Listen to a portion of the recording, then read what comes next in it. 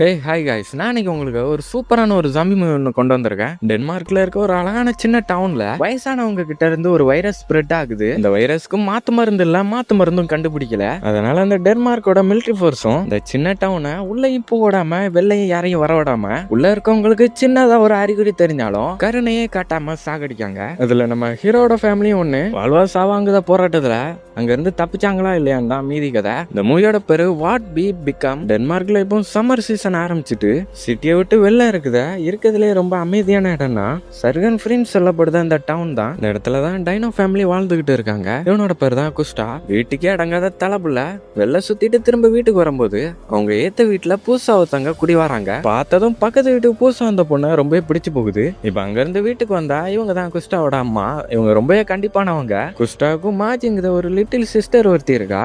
கூடவே ஆசாசியா வளர்த்துக்கிட்டு இருக்க ஒரு முயலும் இருக்கு. அப்படியே கிச்சன் பக்கம் வந்தா இவரோட பேர் தான் டைனோ. இவர் தான் குஸ்டாவோட அப்பா. டைனோ கிட்டத்தட்ட குஸ்டா மாதிரி தான். டைனோ அவங்க ஒய்ஃப் சொல்றது கூட கேட்காம அவரோட ஃப்ரெண்டு கூப்பிட்டது அங்க இருந்து பார்ட்டிக்கு கிளம்பி போயிருந்தாரு. அப்பாவுக்கு புள்ள தப்பாம பிறந்திருக்கேன்னு அவங்க ரொம்பவே கோவப்படுதாங்க. அதே நேரம் இந்த பக்கம் மாஜி டிவில நியூஸ் பார்த்துட்டு இருக்கும்போது பக்கத்துல இருக்க முதியோர் இல்லத்துல அங்க இருக்கவங்களுக்கு வித்தியாசமான ஒரு நோய் தாக்கி இருக்கு. அவங்கள 8 பேர் அதெல்லாம் பாதிக்கப்பட்டிருக்காங்க. இதை கேட்ட குஸ்டாவோட அம்மாவும் இதெல்லாம் பார்க்க கூடாதுன்னு சொல்லி பார்ட்டிக்கு கூட்டிட்டு போறாங்க. அங்க இருக்க நெய்பர்ஸ் எல்லாம் சேர்ந்து பார்ட்டி வச்சிருக்காங்க. குஸ்டாவும் சான்ஸ் கிடைச்ச அந்த பொண்ணு கிட்ட பேசலான்னு வெயிட் பண்ணிட்டு இருக்கான். ஆனா அவ குஸ்டாவை கண்டுக்கிட கூட இல்ல. அதுக்கப்புறமா அவனோட ஸ்கேட் போர்டு எடுத்துட்டு அங்க இருந்து கிளம்பி போயிருந்தான். அதே நேரம் அங்க ஒரு சின்ன பையன் சாப்பிட்ட சாப்பாடு பிடிக்காம வாமிட் பண்ணிட்டு இருக்கான். அந்த நேரம் கரெக்டா திடீர்னு முன்ன ஒரு வயசானவங்க வந்திருந்தாங்க. அது அந்த லேடியோட ஹஸ்பண்ட் இறந்து போயிட்டாங்களாம். இப்போ கரெக்டா அந்த இடத்துக்கு டைனோவும் அவரோட ஃப்ரெண்டு கேஸ்பரும் வராங்க. இந்த லேடி உண்மையை சொல்லிட்டாங்களான்னு தெரிஞ்சுக்கிட கேஸ்பரும் டைனோவும் அங்க இருந்து அவங்களோட வீட்டுக்கு போறாங்க. டைனோ உள்ள வந்து தேடி பாக்காரு. ஆனா அவங்க சொன்ன மாதிரி யாருமே அந்த இடத்துல இல்ல. அதுக்கப்புறமா டைனோ நைட்டு வீட்டுக்கு வந்ததுக்கப்புறமா இதை பத்தி மத்தவங்க கிட்டயும் சொல்றாரு. ஏன்னா அந்த லேடி சொல்றத வச்சு பார்க்கும்போது அது எதுவுமே நம்புத மாதிரி இல்ல.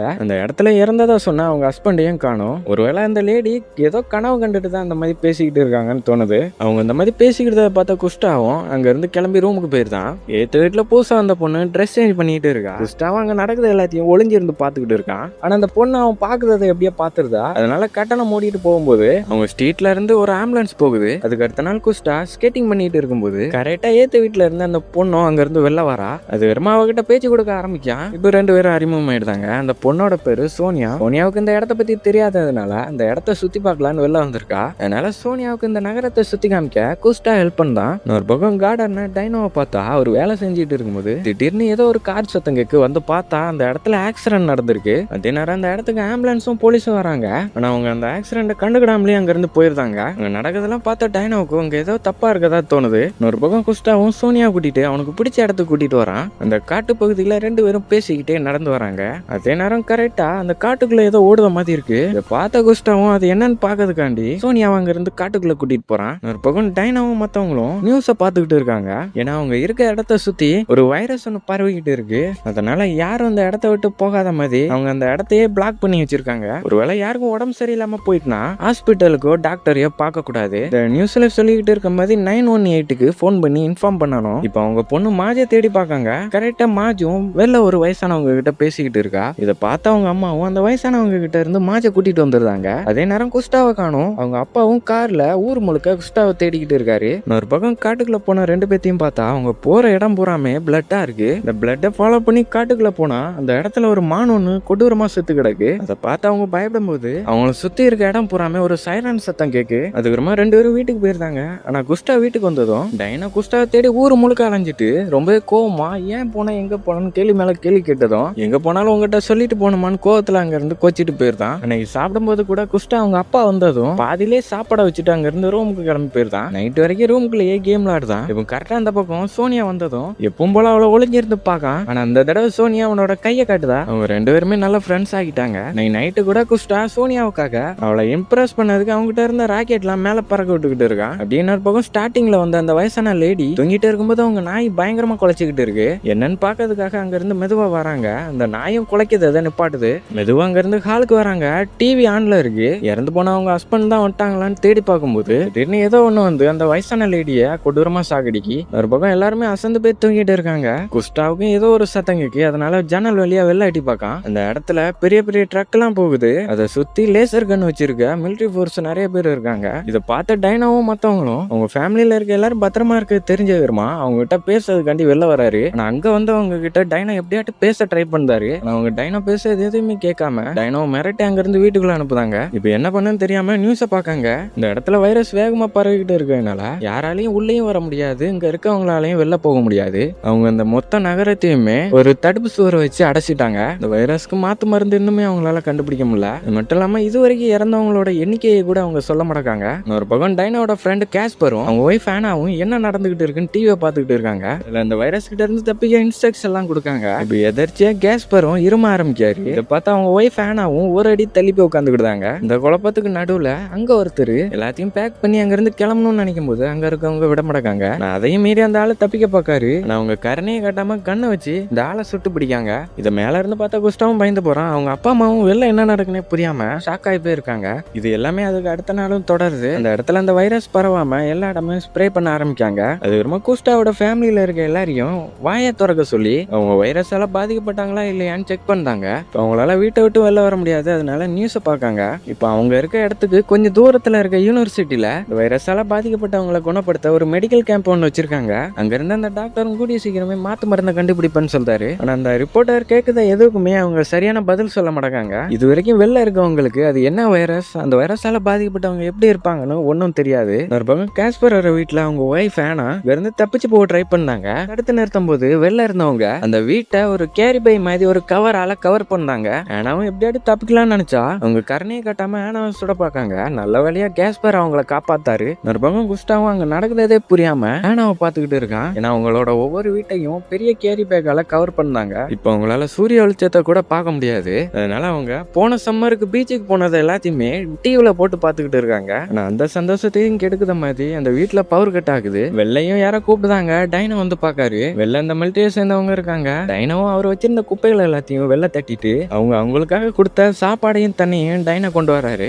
இப்போ போன கரண்டும் மறுபடியும் வருது. இப்போ டிவில புதுசா ஒரு நியூஸ் ஒன்று வருது. அவங்க அந்த வைரஸ்க்கு ஒரு மாசமா மாத்து மருந்து கண்டுபிடிச்சிட்டு இருக்காங்க. ஆனா இது வரைக்குமே அவங்களால மாத்து மருந்து கண்டுபிடிக்க முடியல. ஒரு பக்கம் டைனாவும் அவங்க ஒய்ஃபும் இருக்க கொஞ்சம் சாப்பாடை சமைச்சு சாப்பிடலான்னு பார்த்தா கேஸ் தீர்ந்துட்டு ஒரு பக்கம் குஸ்டா அந்த கவரை கழிச்சு அந்த ஓட்ட வழியா பார்த்துக்கிட்டு இருக்கான். இப்போ ஒரு பெரிய ட்ரக் ஒன்று வருது. அதுவும் இப்போ அந்த ட்ரக் சோனியா வீட்டு முன்னாடி தான் வந்து நிக்கி. என்னன்னு தெரியல, உள்ள இருந்த அவங்க அப்பாவை தலையில துணியை வச்சு மூடி ஒரு நாயை பிடிச்சிட்டு போற மாதிரி அந்த ட்ரக்ல ஏத்தி கொண்டு போறாங்க. இதை பார்த்தா குஸ்டாவும் அவர் காப்பாத்துறதுக்கு வேகமா வரும்போது கரெக்டா குஸ்டாவை டைனா வந்து தடுத்து நிறுத்துதாரு. ஏன்னா இப்போ இருக்க நிலைமைக்கு வெளில போனா குஸ்டாவையும் அவங்க ஏதாட்டு பண்ணிடுவாங்க. ஆனா குஸ்டாவால இதை ஏத்துக்க முடியல. அதனால அன்னைக்கு நைட் ஆனதும் இந்த கவரை கழிச்சு யாருக்கும் தெரியாம அங்க இருந்து வெளில வரான். அங்க இருந்து அந்த மாதிரி தப்பிச்சு போகும்போது நேற்று நைட் ஒருத்தர் தப்பிக்க ட்ரை பண்ணிருப்பாரு. அந்த கார் ஆக்சிடென்ட் ஆகி கிடக்கு. அதுக்கப்புறமா குஸ்டா அங்க இருந்து சோனியா வீட்டுக்கு வெளில போட்டிருக்க அந்த கவரை கழிச்சு பார்க்க அவங்க அம்மா அவங்க அப்பா போனதுன்னு நினைச்சு பயங்கரமா அழுதுகிட்டு இருக்காங்க. அதே நேரம் பேரத்த சோனியாவோட அப்பா கூட்டிட்டு போன மாதிரி ஒரு பெரிய ட்ரக் ஒன்று போகுது. குஸ்டாவும் அந்த ட்ரக்கை ஃபாலோ பண்ணி போக ஆரம்பிக்கான். ஆனா வழியிலேயே அந்த மிலிட்டரி போர்ஸ் இருக்கிறதுனால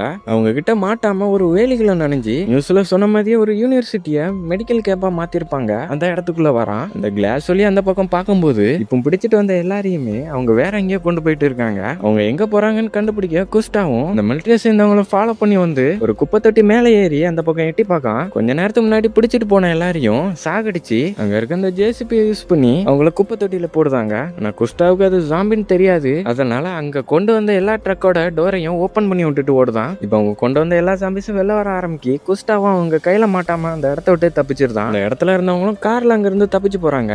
குஸ்டாவும் அங்க இருந்து மாட்டாம தப்பிக்கான். ஒரு பக்கம் கேஸ் பரம் அவன் கையில ஒரு துப்பாக்கி வச்சுட்டு வெள்ளம் நடக்கிறதெல்லாம் ஜன்னல் வழியாட்டி பார்க்கான். அதே நேரம் பின்னாடி இருந்து ஆனா கிட்ட இருந்து ஒரு பதிலும் இல்ல. திரும்பி பார்த்தா ஆனா அந்த இடத்துல இல்ல. உடனே ஆனாவை கேஸ்பர் தேட ஆரம்பிக்காரு. ஆனா ஆனா கேஸ்பரை விட்டுட்டு அவங்க மட்டும் தனியா அந்த கார்ல தப்பிச்சு போறாங்க. கேஸ்பர் எவ்வளவு ட்ரை பண்ணியுமே அவரால் தடுக்க முடியல. ஒரு பக்கம் குஸ்டாவும் சோனியாவும் அவங்க அம்மாவும் தனியா இருந்து பார்த்ததும் அவங்க ரெண்டு பேர்த்தையும் அவன் அவங்களோட வீட்டுக்கு கூட்டிட்டு வரான். இப்ப டைனாவும் அவங்க வீட்டுக்கு மறுபடியும் போக சொல்றாரு. ஆனா அவங்க பொண்ணுங்கனாலேயும் அவங்க முகத்தை பாவம் வச்சதும் டைனோ உடனே மனசு மாதிரி தங்கத்துக்கு ஒத்துக்கிட்டாரு. அதுக்கப்புறமா இதை பத்தி அவங்க ஒய்ஃப் கிட்ட சொல்லி பார்க்காரு. ஆனா அவங்க பயங்கரமா கோபப்படுத்தாங்க. ஏன்னா ஏற்கனவே அவங்க கிட்ட இருக்க சாப்பாடு கம்மியா தான் இருக்கு. அதனால அவங்கள திரும்ப போக சொல்லி கத்துதாங்க. இப்போ ரெண்டு பேரும் அவங்களுக்காக சண்டை போட்டுக்கிட்டாங்க. ஒரு பக்கம் ரூம்ல இருக்க ரெண்டு பேருக்குமே குஸ்டா பெட்ஷீட் கொண்டு வந்து தரான். அந்த பெட்ஷீட்டை கொடுத்துட்டு கிளம்பும் போது அவங்க அம்மா மாதிரியா காலில் காயம் ஏற்பட்டிருக்கு. இதுக்கெல்லாம் காரணம் சோனியாவோட அப்பா தான். அன்னைக்கு திடீர்னு பைத்தியமாயி நடந்துகிட்டு இந்த மாதிரி பண்ணியிருக்காரு. இதை பார்த்த குஸ்டாவும் சரியாயிடும்னு பெருசா கண்டுக்கல. அங்க இருந்து கிளம்பிடுதான். ஒரு பக்கம் டைனாவும் டைனோவும் டிவியை போட்டு பார்க்காரு. ஆனா அதுல சிக்னல் கிடைக்க முடியுது. இப்போ டைனோ தேடி அந்த இடத்துக்கு குஸ்டாவும் வரான். ஏன்னா அவங்க எல்லாருமே இங்க இருந்து கார்ல தப்பிச்சு போலான்னு பிளான் சொல்றான். நான் டைனோவும் ரொம்ப பயந்து போயிருக்காரு. அதனால அந்த இடத்த விட்டு போக வேண்டாம்னு சொல்றாரு. இப்போ திடீர்னு வெளில சத்தம் கேக்கு. என்னன்னு பார்த்தா அந்த கவருக்கு பின்னாடி யாரோ நிக்காங்க. டைனோவும் யாருன்னு கூப்பிட்டு பார்க்காரு. ஆனா அந்த பக்கம் இருந்த ஆளு அந்த கவரை கிழிச்சிட்டு உள்ள வர ட்ரை பண்ணாரு. திடீர்னு பார்த்தா அந்த பக்கம் இருந்த அந்த ஆளை காணோம். யாரு இருக்காங்களான்னு எட்டி பார்த்தா ஒரு கை வந்து குஸ்டாவோட தலையை பிடிச்சிருக்கு. இப்போ டைனோ வந்து காப்பாத்தாரு. இந்த சத்தத்தை கிட்ட வந்த எல்லாரும் இதுல இருந்து கப்போட அந்த ஆள் உள்ள வராத மாதிரி அடைக்காங்க. திடீர்னு வெளில இருந்து கேஸ்பர் கூப்பிட்டாரு. இப்போ அவரையும் காப்பாத்தாங்க. ஏன்னா காரை எடுத்துட்டு போனதுக்கு அப்புறமா குஸ்டாவும் அவங்க வீட்டை விட்டு வெளில வந்திருக்காரு. நான் இவரை பார்த்த மிலிட்டரி ஆபிசரும் பார்த்தும் கண்டுக்கிடாத மாதிரி அந்த இடத்த விட்டு வேகமா போயிட்டாங்க. அதுக்கப்புறமா தான் அங்க சுத்திக்கிட்டு இருந்த வினோத மாதவங்களை பார்த்து பயந்து இந்த இடத்துக்கு ஓடி வந்திருக்காரு. அதுக்கப்புறமா காஸ்பரும் டைனாவும் சேர்ந்து வேற யாரும் இந்த மாதிரி உள்ள வந்துடக்கூடாதுன்னு அங்க இருக்க ஜன்னலை புறம் பலகை வச்சு அடைக்காங்க. இப்போ குஸ்டாவை பார்த்தா அந்த ஜன்னல் வழியா வெளில என்ன நடக்குன்னு பாத்துக்கிட்டு இருக்கான். இப்போ அந்த பக்கமா அந்த சோனியாவும் அந்த பக்கம் என்ன நடக்குன்னு பாக்கா அந்த பக்கமா இருந்த ஒரு ஸ்ட்ரீட் லைட் ஒண்ணு அணைஞ்சு எரிஞ்சுக்கிட்டு இருக்கு. அங்க சுத்திக்கிட்டு இருந்த சில பேரும் அந்த லைட்டையே ஊத்து பாத்துக்கிட்டு லைட்டை பார்த்தா பூச்சி எப்படி போகுதோ அந்த மாதிரி அவங்க அந்த லைட்டையே பாத்துக்கிட்டு இருக்காங்க. திடீர்னு அதுல ஒண்ணு இவங்கள பார்த்து வர ஆரம்பிக்கி. அதனால உள்ள இருக்க லைட் ஆஃப் பண்ணாங்க. வழியா அது அங்க இருந்து போயிருது. அதே நேரம் அவங்க வீட்டு டோரை யாரோ தட்ட ஆரம்பிக்காங்க. இப்போ வந்து பார்த்தா அந்த இடத்துல ஆனா தான் வந்திருக்கா. ஆனா கேஸ்பர் ஆனாவை பத்தி சந்தோஷமாகல. ஏன்னா அவங்க மேல பயங்கரமா கோவமா இருக்காரு. ஆனா வேகமா அந்த காரை எடுத்துட்டு ஊரை விட்டு வெளில போகும்போது கரெக்டா அங்க இருந்த மிலிட்டரி ஃபோர்ஸ் எல்லாமே அங்க வந்தவங்கள வைரஸால பாதிக்கப்பட்டவங்க பாதிக்காதவங்கன்னு அங்க வந்தவங்க மேல கருணையை காட்டாம சுட்டு சாகடிச்சிருக்காங்க. அங்க இருந்து தப்பிச்சது ஆனா மட்டும்தான். அதுக்கப்புறமா அவங்க எல்லாரும் தூங்க ஆரம்பிக்காங்க. அன்னைக்கு நைட்டு சோனியா குஸ்டாவோட ரூம்ல தூங்குதா. நான் அவங்களுக்கு தூக்கமே வர முடியாது. அதனால அவங்க அம்மா எப்படி இருக்காங்கன்னு பார்க்க வரா. ஆனா அவங்களுக்கு உடம்பு பூரா எரிய ஆரம்பிக்க ரொம்பவே வழியில துடிச்சுக்கிட்டு இருக்காங்க. அதனால அன்னைக்கு நைட்டு சோனியா அவங்க கூட படுத்து தூங்குதா. அதுக்கு அடுத்த நாள் எல்லாரும் உட்காந்து சாப்பிட ஆரம்பிக்காங்க. ஆனா மாஜி மட்டும் அவ ஆசையா வளர்த்த முயலை தேடிக்கிட்டு இருக்கா. ஆனா அவளுக்கு தெரியாது அந்த முயலை தான் அவங்க சமைச்சு சாப்பிட்டுக்கிட்டு இருக்காங்கன்னு. ஏன்னா அவங்க கிட்ட போதுமான சாப்பாடு இல்ல. இதை பத்தி மாஜிக்கு தெரியாமலேயே மறைச்சிருந்தாங்க. அதுக்கப்புறமா டைனாவும் காஸ்பர் கிட்ட இருக்க அந்த ஒரு கண்ணை வச்சுட்டு அவங்க அங்க இருந்து பத்திரமா சிட்டிக்கு போற வழியை தேடி போறாங்க. இப்ப அங்க இருக்க ஒரு மால் பக்கத்துல வராங்க. இந்த காரையும் இப்பதான் யாரோ ஓட்டிட்டு வந்த மாதிரி இருக்கு. அதனால யாரும் இருக்கலான்னு மால்குள்ள போக பார்க்காங்க. இந்த மிலிட்டரி சேர்ந்தவங்க பெரிய பெரிய காங்கிரீட் பிளாக்ஸ் வச்சு எல்லாத்தையும் அடைச்சு வச்சிருக்காங்க. அவங்க அடைக்காம விட்ட ஒரு சின்ன கேப் ஒண்ணு அதுல இருக்கு. இங்க இருந்து உள்ள வந்தா யாரும் இருக்க மாதிரி ஒரு அடையாளம் கூட இல்ல.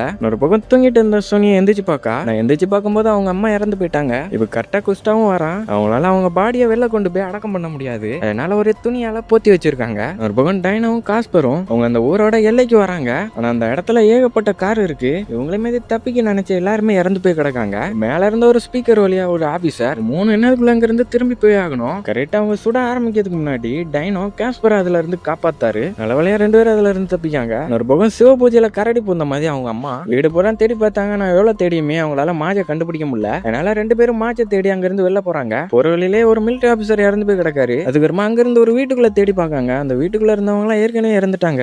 ஒரு பக்கம் அங்க இருந்து தப்பிச்சு 2 பேரும் பக்கத்துல இருக்க ஒரு சூப்பர் மார்க்கெட்டுக்கு வந்திருக்காங்க. இந்த இடத்துல சாப்பாடு கிடைக்கான்னு தேடிக்கிட்டு இருக்கும்போது அந்த மால்ல அவங்களுக்கு சாப்பாடே கிடைக்கல. ஏற்கனவே அது எல்லாமே காலியா இருக்கு. திடீர்னு உள்ள ஏதோ சத்தம் கேட்கு. அந்த இடத்துக்கு வந்து பார்த்தா ஒரு லேடி ஒளிஞ்சுக்கிட்டு இருக்காங்க. அவங்க பதட்டமா அவங்க ஹஸ்பண்ட காணும்னு சொல்லிட்டு இருக்காங்க. நான் அவங்க போட்ட கூச்சல்ல அங்க இருக்க ஜாம்பிஸ் வர மாதிரி இருக்கு. இப்ப அதுல ஒன்ன பார்த்ததும் கேஸ்பர் கண்ணை தூக்கிட்டு போறான். அவனால தப்பிக்க முடியல. அந்த ஜாம்பி கிட்ட மாட்டிக்கிட்டுதான். இப்ப டைனாவுக்கு 2 வாய்ப்பு தான் இருக்கு. ஒன்னு கேஸ்பரை காப்பாத்தினா டைனாவும் மாட்டிக்கிடுவாரு. அப்படி இல்லைன்னா கேஸ்பரை விட்டுட்டு அவங்க அங்க இருந்து தப்பிச்சு போயாகணும். வேற வழி இல்லாம டைனாவும் அந்த லேடியும் கேஸ்பரை அந்த இடத்துல விட்டுட்டு வெளில ஓடி வந்து தப்பிக்காங்க. இப்ப டைனா ஒரு விஷயத்த கவனிக்க அந்த லேடி உள்ள இருக்க சாப்பாடு எல்லாம் கொண்டு வந்திருக்காங்க. வேற வழி இல்ல. இப்ப அவங்களுக்கும் சாப்பாடு தேவைப்படுறதுனால அவங்க என்ன சொன்னாலும் டைனா கேட்காம அவங்க கிட்ட இருக்க சாப்பாடை மிரட்டி புடிங்கிருந்தாரு. ஒரு பக்கம் வீட்டுல இருக்கவங்கள பார்த்தா ஆனாவும் சோனியாவும் பயந்துகிட்டே ஒரு ஓரமா உட்காந்துருக்காங்க. திடீர்னு மேல ரூம்ல ஏதோ சத்தம் கேக்கு. அந்த பக்கம் இருந்த சோனியாவோட இறந்து போன அம்மா மறுபடியும் உயிரோட வராங்க. ஒரு பக்கம் அந்த சின்ன பொண்ணு மாஜி வந்து அந்த முயலை தேடிக்கிட்டே வெளில வந்துருதா. நான் எங்க தேடியுமே அவளால அந்த முயலை கண்டுபிடிக்க முடியல. தூரத்திலேயே ஸ்டார்டிங்ல பார்த்து அந்த வயசானவங்க நிக்காங்க.